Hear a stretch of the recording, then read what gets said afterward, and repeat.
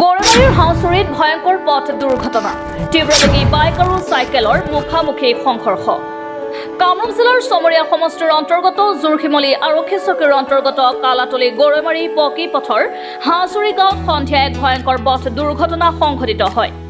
জানিব পৰা মতে চৌধুৰীপাম গাঁৱৰ মজিদ আলীৰ পুত্ৰ মুস্তাক আলী নামৰ যুৱকজন তেওঁৰ নম্বৰবিহীন পালচাৰ বাইকেৰে তীব্ৰবেগে গৈ থকা অৱস্থাত সোণতলীৰ নিজ কাঠমী গাঁৱৰ ৰাজ মাহমুদ আলীৰ পুত্ৰ সাইফুল ইছলাম বয়স 10 বছৰ কিশোৰজনে চলাই থকা বাইচাইকেলত খুন্দা মাৰে।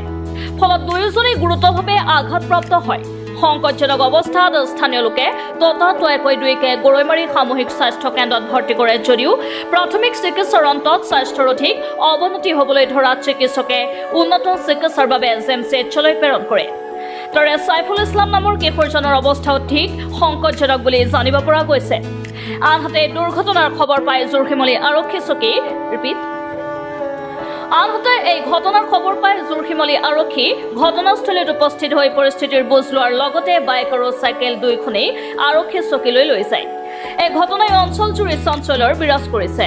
মোমবাতি কিনিবলৈ মই বাজাৰলৈ আহি আছোঁ। ইতিমধ্যে এটা বাইক আহি আছে, হয়তো 40 স্পীডত আছে, সেইটো 49।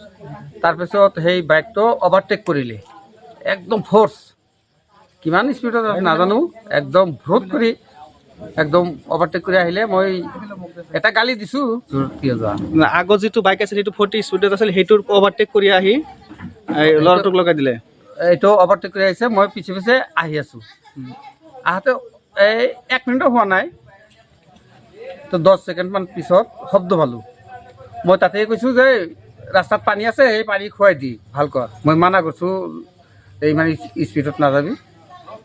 আহি চালোঁ এক্সিডেণ্ট কৰিছে। ইফালৰ পৰা এটা সৰু ল'ৰা, স্কুলীয়া ল'ৰা, ক্লাছ 5ত পঢ়ে, ল'ৰাটোক এক্সিডেণ্ট কৰিছে।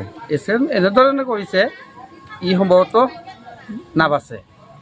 আমাৰ ইয়াৰ পৰা তৎক্ষণাত এম্বুলেঞ্চত পঠাই দিয়া হৈছে। সমবায়ৰ পৰা আকৌ ৰিফাৰ কৰিছে। এতিয়া কি হয় জিএমচিত পঠাই দিছে। মই মানা কৰিছোঁ এই মানে স্পীডত নাযাবি। আহি চালোঁ এক্সিডেণ্ট কৰিছে। ইফালৰ পৰা এটা সৰু ল'ৰা, স্কুলীয়া ল'ৰা, ক্লাছ 5ত পঢ়ে, ল'ৰাটোক এক্সিডেণ্ট কৰিছে। এক্সিডেণ্ট এনেধৰণে কৰিছে, ই সম্ভৱতঃ নাবাচে।